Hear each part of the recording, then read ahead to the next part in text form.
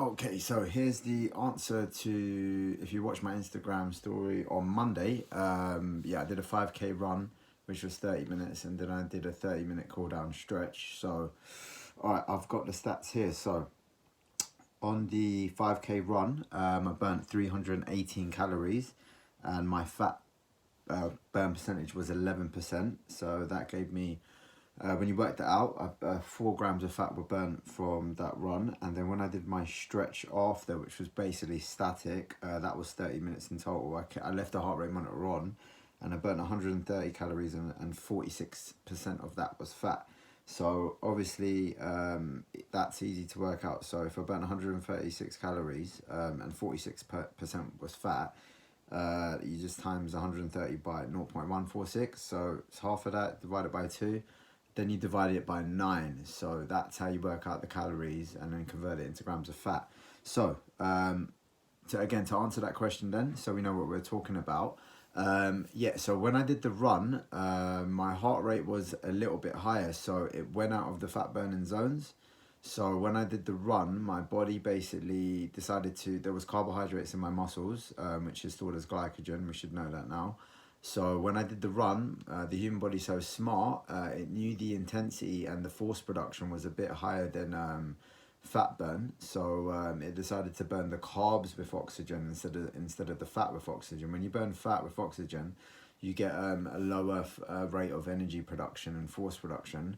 On my jog, I was producing a little bit more force and the intensity was a little bit higher. So the human body, instead of burning fat with oxygen, switched to carbohydrates, and I was burning that with oxygen. During the 5K, I basically cruised it. I was in the orange zone. Not much lactic acid was building up. So it was a pretty much easy run. So again, I was burning the carbohydrates with oxygen. When I was training, the body switched to that fuel source. Okay. When I finished training, it knew that most of my carbs had nearly come out. But once it had finished training, again, there was no need to burn the carbs in the muscle, so it just switched back to fat burn. And my standing heart rate was about 60 to 70 before I did the run. When I finished the run, my heart rate for the next 30 minutes was about 100 beats a minute, so it was elevated by 30 beats per minute. Now, if my standing heart rate was 70 and then that had elevated 30 beats more, that's nearly a 50% increase in my heart rate by just sitting down. So from doing that run, my heart rate increased by 50% when I was sitting down after, and that extended the fat burn. So yeah, so you need to know your energy systems, know what fuel you're burning, and then even after that run, because my glycogen stores were very low in my muscles, I could just eat carbohydrates for free, and that would just restore my glycogen levels in my muscles, and I'm still continuing to burn fat. So yeah, that's the answer to the question. When I did the run, my heart, it's cardio, but you can burn carbohydrates with oxygen and you can burn fat with oxygen.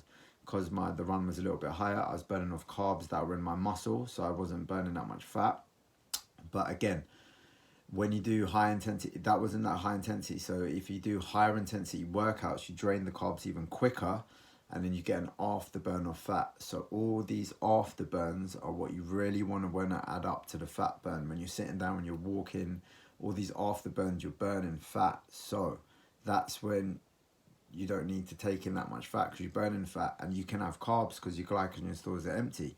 So all the stuff about depleting your glycogen stores, which I've done it for years, and then doing extended runs, that's going to just damage your muscle and your body, and it's going to break you down. You don't need to do that, but obviously you need to be a bit more intelligent on your energy systems, and then you know about your carbohydrate levels, and then yeah, so go for long walks. That run was a glorified faster walk. So yeah, there's the answer to the question. So there you go.